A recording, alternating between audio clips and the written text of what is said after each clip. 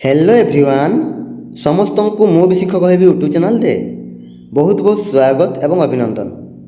आशा करुच्ची आपण मैंने समस्ते भलरे अछंती। तो आज रही आपण सोशल स्टडीज मृत्तिका संबल बछा बछा प्रश्न सबू जहाँकि आपणकर ओटीटी एग्जाम बहुत ही हेल्पफुल रहिबो। तो लर्नर्स जो मैंने चैनल रे प्रथम थर विजिट करुछंती से माने चैनल टी को सब्सक्राइब करके बेल आइकन को प्रेस कर देबे जहाँ फल आग को आसुवा प्रत्येक भिडियोर नोटिफिकेशन सर्वप्रथमे आपण पाखु पहुँचो।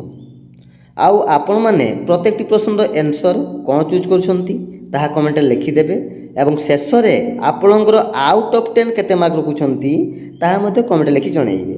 ठीक अच्छे तो चलतु आउ डे न करिकी क्लास टी को आरंभ करिया। देख पिले प्रथम प्रश्न दोरसा मृत्तिकार केउ चाष भल होइथाय? दोरसा मृत्तिकार केउ चाष भल होइथाय? धान, आखु, कपा, ऑप्शन डी मक्का। कौन हम राइट आंसर? दोरसा मृत्तिकार आखु चाष भल होइथाय, ऑप्शन बी हो राइट आंसर। ठीक अच्छे आखु चाष भल होइथाय केउ मृत्तिकार? दोरसा मृत्तिकार मन रखियो पिले। नेक्स्ट क्वेश्चन नंबर 2 बालिया, पटु और मोटाଳ मिसी केउ मृत्तिका सृष्टि होइथाय? बालिया, पटु और मोटाଳ मिसी केउ मृत्तिका सृष्टि होइथाय? ऑप्शन ए दोरसा, ऑप्शन बी मोटाଳ, ऑप्शन सी पटु, ऑप्शन डी परिवाहित। कौन हम राइट आंसर? ऑप्शन ए दोरसा मृत्तिका। ठीक अच्छे ऑप्शन ए हो right answer. Next question number 3 भारतीय कृषि गवेषणा परिषद भारतर मृत्तिका को केते भाग में विभक्त करछंती? भारतीय कृषि गवेषणा परिषद भारतर मृत्तिका को केते भाग में विभक्त करछंती? कौन हम राइट आंसर? ऑप्शन डी 9 भाग में। ठीक अच्छे ऑप्शन डी हो राइट आंसर 9 भाग में। नेक्स्ट क्वेश्चन नंबर 4 केउ मृत्तिकार माटी अंश अधिक थाए? केउ मृत्तिकार माटी अंश अधिक थाए? कौन हम राइट आंसर? खादर मृत्तिका ना भांगर मृत्तिका ना ऑप्शन सी रे मृत्तिका, ऑप्शन डी फाबर मृत्तिका। कौन रही राइट आंसर यार? ऑप्शन बी भांगर है ऑप्शन बी हो राइट आंसर। ठीक अच्छे नेक्स्ट क्वेश्चन नंबर 5 भांगर मृत्तिकार चून गड़ी अधिक परिमाण थिले ताकू कौन कहती? भांगर मृत्तिकार चून गड़ी अधिक परिमाण थिले ताकू कहती खादर, ऑप्शन बी भांगर, ऑप्शन सी कंकर ना ऑप्शन डी भाबर। कौन हम राइट आंसर?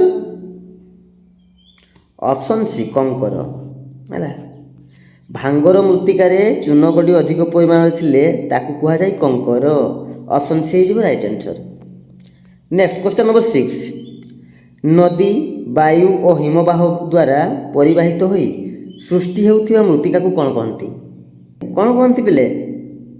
ऑप्शन ए अवशिष्ट, ऑप्शन बी अपसृत, ऑप्शन सी रे, ऑप्शन डी भांगर। कौन हम राइट आंसर? ऑप्शन बी अपसृत। ठीक अच्छे ऑप्शन बी हो right answer. Next question number 7 तराई मृत्तिकार केउ रासायनिक पदार्थर रेणु अधिक थाए? तराई मृत्तिकार केउ रासायनिक पदार्थर रेणु अधिक परिमाण में थाए? कौन हम राइट आंसर?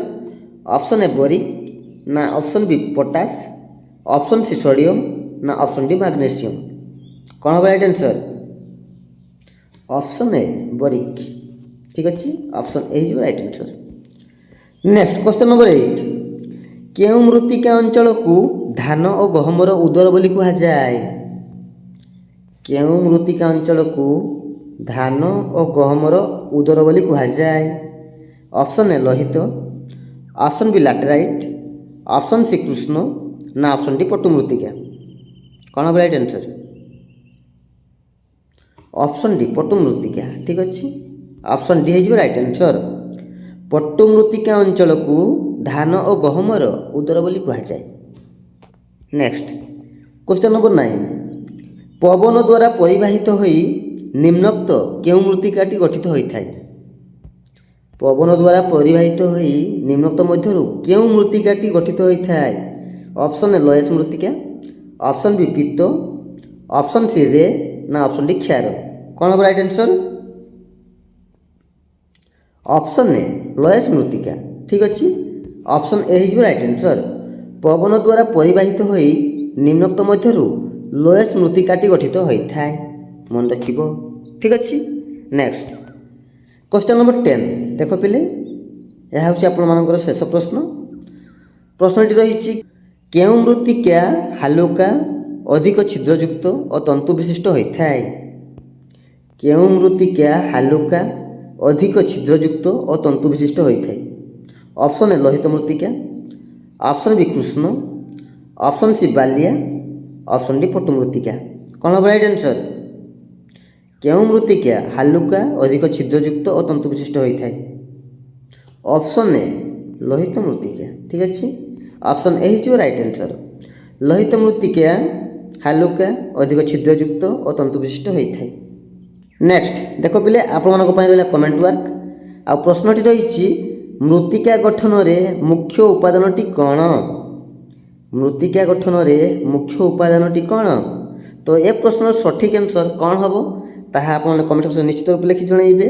ଆଉ ଆପଣଙ୍କର ଆଉଟ୍ ଅଫ୍ 10 କେତେ ମାର୍କ ରଖିଛନ୍ତି ତାହା ମଧ୍ୟ କମେଣ୍ଟରେ ଜଣାଇବେ। ଠିକ୍ ଅଛି। ତ ଭିଡ଼ିଓ ଯଦି ଭଲ ଲାଗିଥାଏ ତେବେ ଭିଡ଼ିଓଟିକୁ ଲାଇକ୍ କରିଦେବେ ଏବଂ ନିଜର ସାଙ୍ଗସାଥିମାନଙ୍କୁ ସେୟାର ମଧ୍ୟ କରିଦେବେ। ତ ଆଉ ଗୋଟେ ନୂଆ ଭିଡ଼ିଓ ଦେଖା ହେବା, ସେ ପର୍ଯ୍ୟନ୍ତ ରହୁଛି। ଧନ୍ୟବାଦ। ଜୟ ଜଗନ୍ନାଥ।